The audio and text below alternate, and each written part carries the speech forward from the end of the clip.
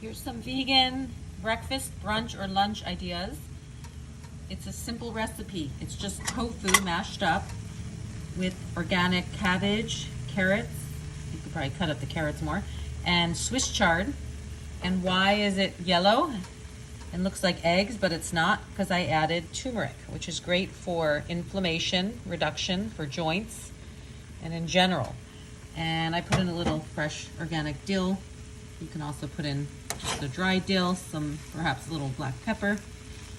You can add in capers if you want a little salty seasoning, and that's it. And it's a delicious kind of tofu-ish omelet that doesn't kill chickens or eggs, doesn't involve the animals, so it's not cholesterol for your body. There's not even butter.